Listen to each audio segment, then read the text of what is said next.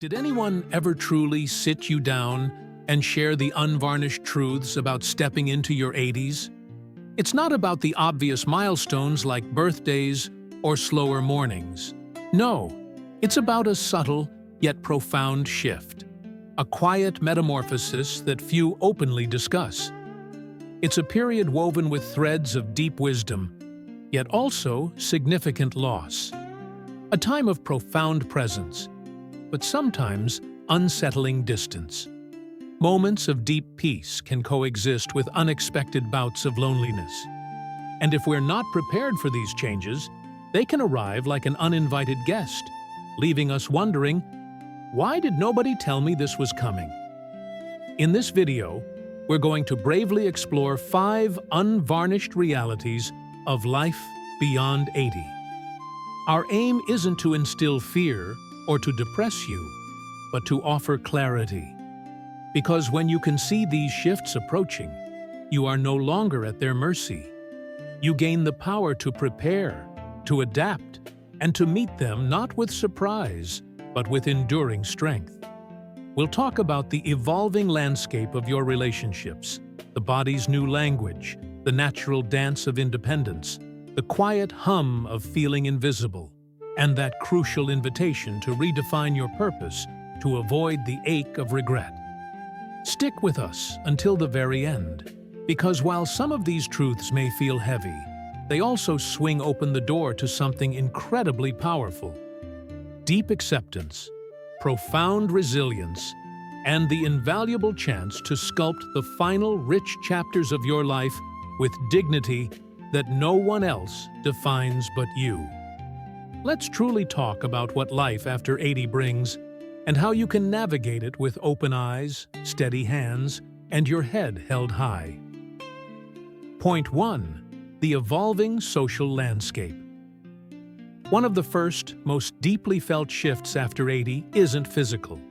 It's profoundly relational. The vibrant tapestry of people who once populated your daily world begins to subtly loosen its threads. Friends, siblings, even cherished companions start to fade. Some passing on, others moving, or simply growing quieter. It's rarely personal. It's simply the progression of time. But this thinning out leaves a space that, no matter how strong or independent you are, can feel undeniably hollow. You might wake up and notice the phone doesn't ring as often. Invitations become less common. Family visits, though treasured, might grow shorter. People still love you, but they're often consumed by their own lives or navigating their own aging journey. The effortless, everyday interactions that once infused your life with voices and laughter begin to dissipate. This isn't something anyone truly prepares you for. In your 60s, even your 70s, most of your circle is likely still intact. But after 80, a profound shift occurs.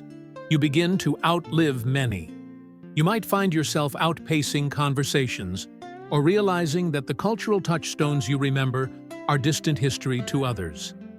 This transition is so quiet, so gradual, that at first you might not even register its impact.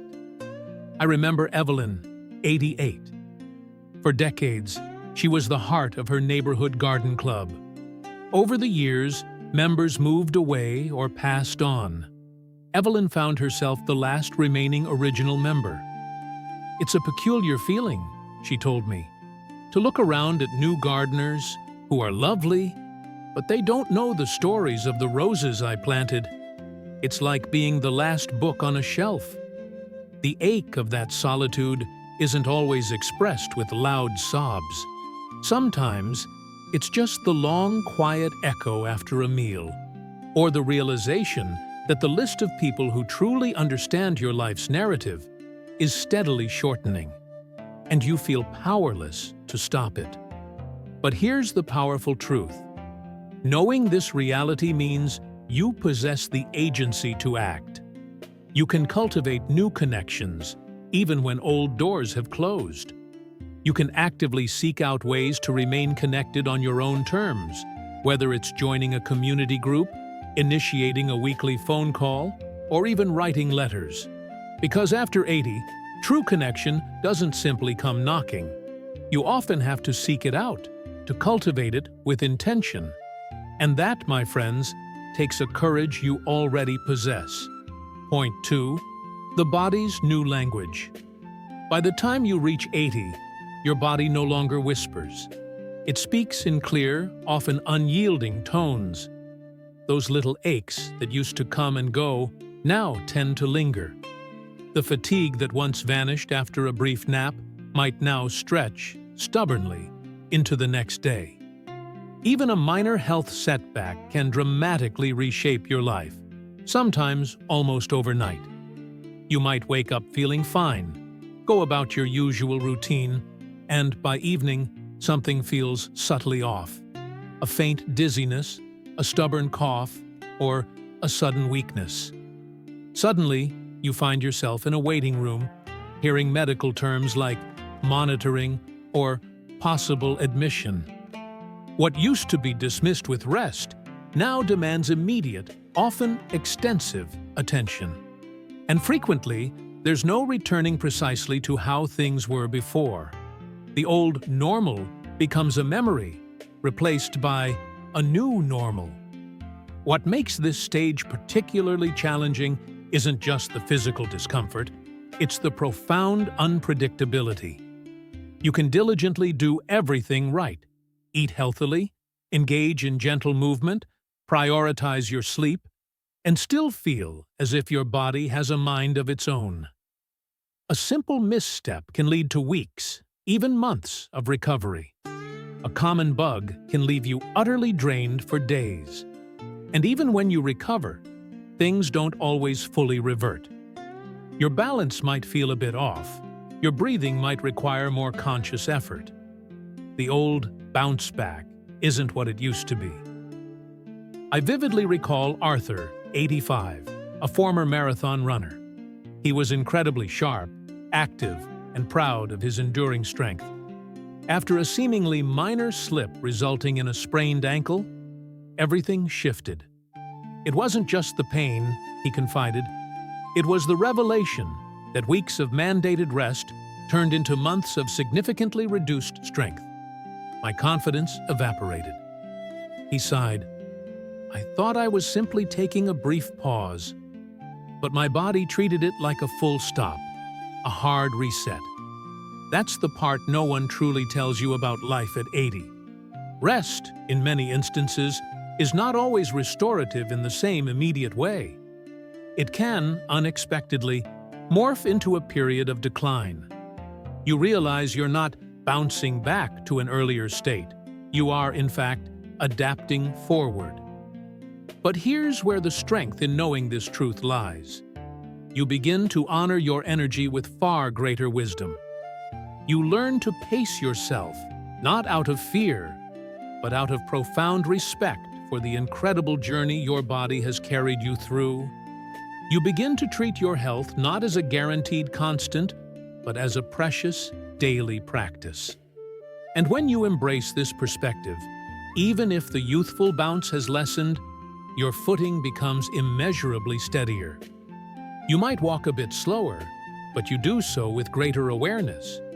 You might rest longer, but it's done with deeper intention. And in this acceptance, you begin to see that even a body that has slowed can still house an incredibly strong, resilient spirit. If you're still with me, finding these insights valuable, please type clarity in the comments below. And if you haven't yet, I highly recommend you subscribe to our channel and hit that bell icon so you don't miss any of our upcoming videos. Your support means the world. Now, let's move forward. Point 3. The shifting sands of independence. No matter how fiercely independent you've been your entire life, one of the most challenging realities to gracefully embrace after 80 is this. You will begin to need assistance with tasks you once accomplished without a second thought. It rarely happens with a dramatic, sudden onset.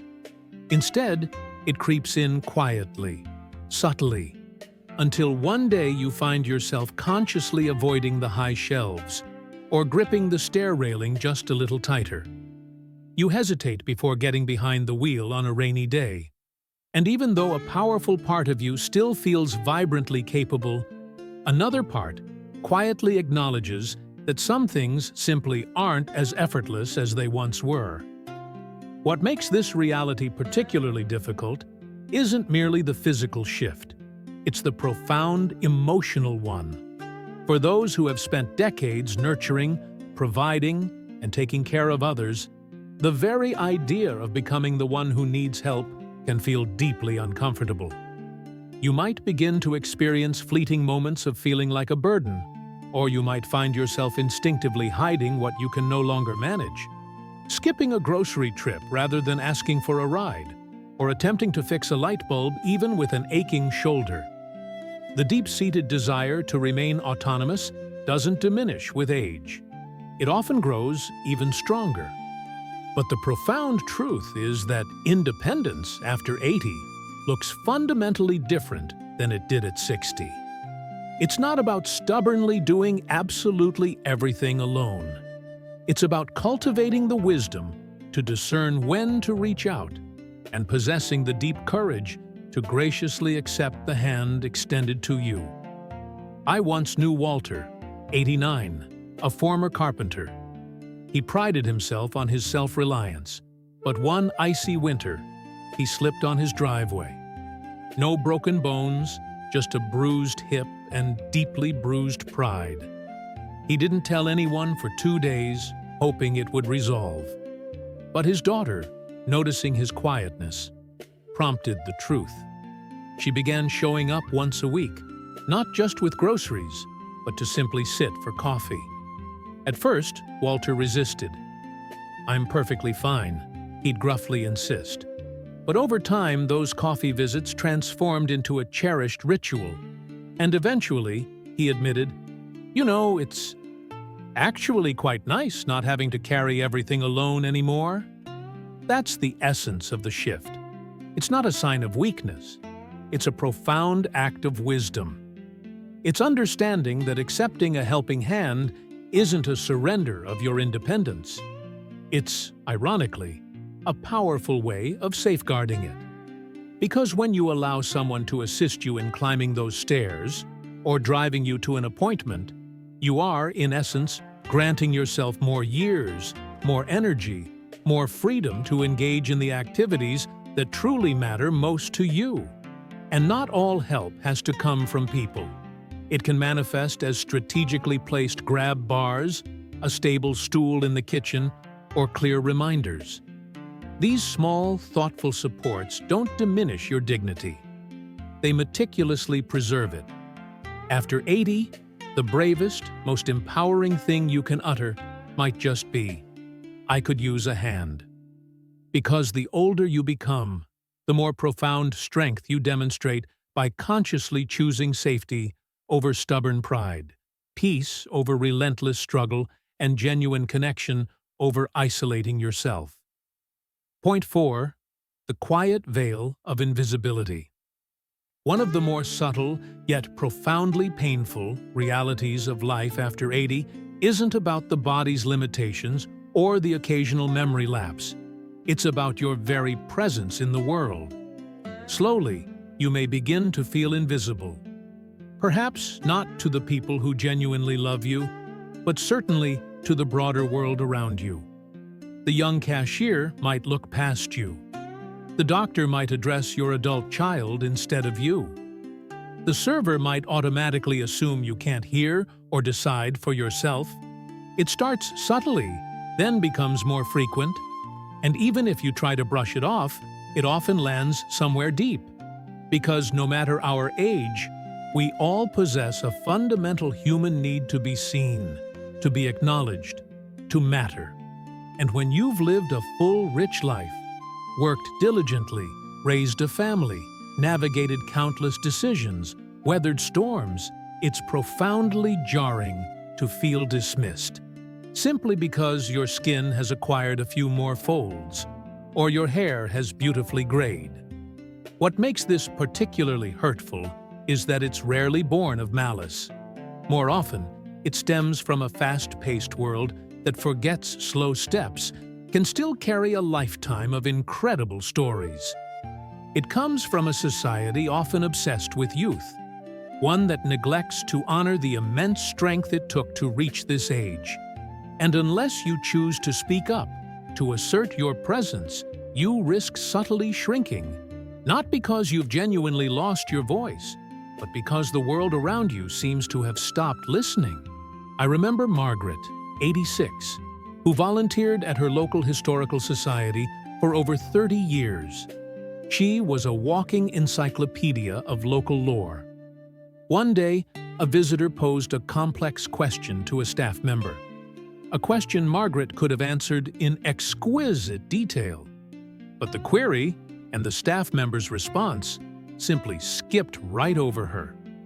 When I later asked her how she felt, she just offered a gentle, weary smile. "Oh, I'm used to it," she said quietly. But there was a profound sadness in that smile, the kind that comes from being perceived as a static fixture, part of the background, rather than a vibrant, living source of fire and wisdom. But you are not furniture. You are not background noise. You are still profoundly here, still thinking, still feeling, still contributing. And just because the world sometimes forgets that, doesn't mean you have to forget it yourself. So, what can you do? You speak anyway. You ask the clarifying questions. You offer your seasoned opinions. You vote. You share your invaluable stories, even when no one explicitly asks. You stand up, even if your knees wobble a little, because every single time you claim your rightful space, you send a powerful reminder to the world, and more importantly, to yourself. You are not done yet. You are not invisible. You are a living library, a steadfast witness to time, a voice that still matters. And you don't need to shout to be heard. You just have to steadfastly refuse to disappear. If you're still watching, and these insights are striking a chord, please comment "presence" below. And if you haven't already, please subscribe and turn on the notification bell. Your support is invaluable. Now, let's explore our final reality. Point 5. The call to renewed purpose. As you journey deeper into your 80s, a strange quiet often begins to settle in. It's not just the silence in your home or the lighter schedule. It's a quietness that permeates your very being. Life undeniably slows down. The calendar pages aren't filled with the same frantic energy they once were. And with that newfound slowness comes an abundance of space. Space to reflect, to remember, to replay moments from a lifetime lived. This can be profoundly beautiful, a period of rich introspection. But if you're not careful, if you don't actively navigate this space, it can transform into something heavy. Not the loud despair, but a quiet, insidious ache. The "I wish I'd spent more time with them" kind of ache. The "why didn't I take that brave chance" kind of regret. The kind that emerges when you have an abundance of time, but perhaps not always the same energy or freedom to pursue the things you once endlessly postponed. This is a topic people seldom discuss openly. We rightfully celebrate the profound wisdom of aging, the freedom of retirement, the joy of grandchildren. And all of that is undeniably real and wonderful.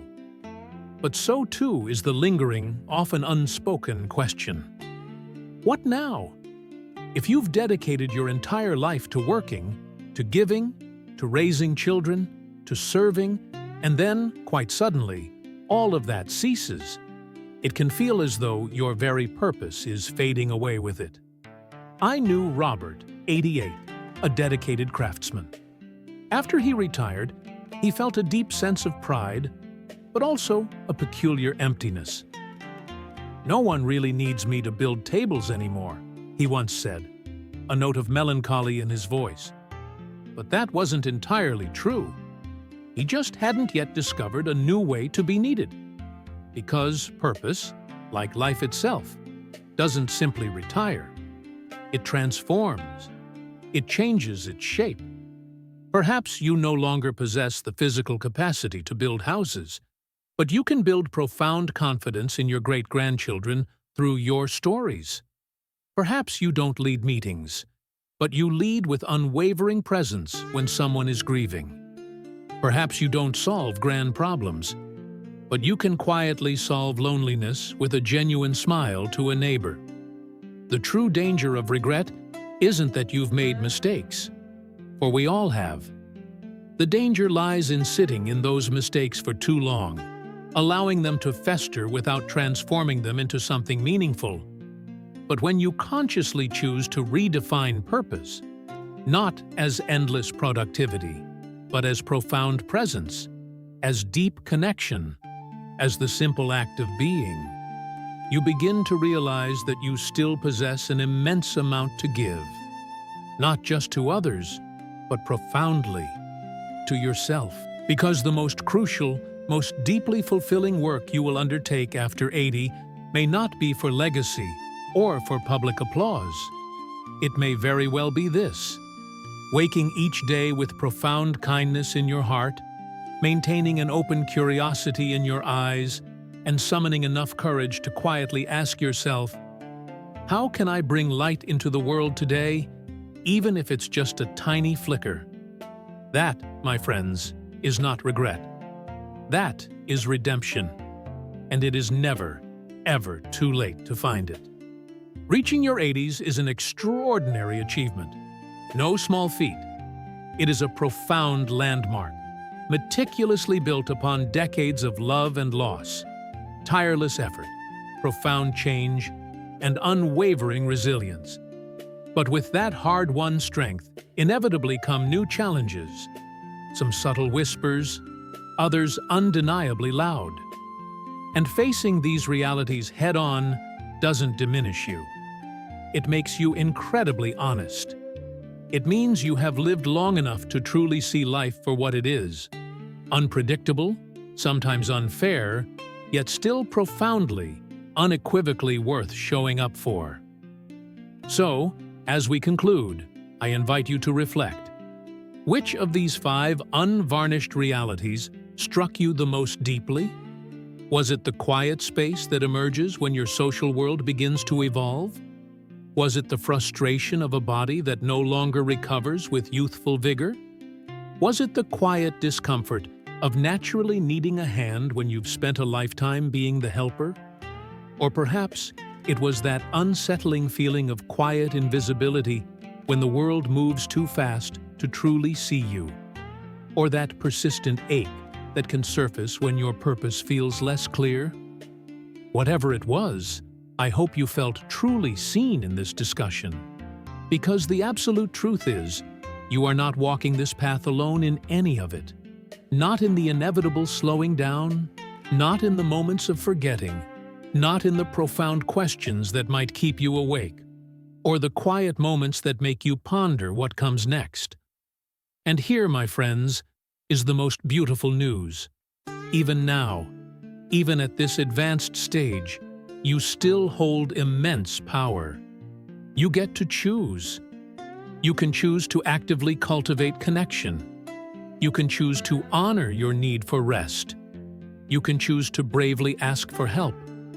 You can choose to speak louder when someone overlooks you, and softer, with more grace, when someone needs your gentle presence. You can choose to extend forgiveness to yourself for what didn't happen, and to profoundly honor yourself for all that magnificently did. This chapter of life is not the end.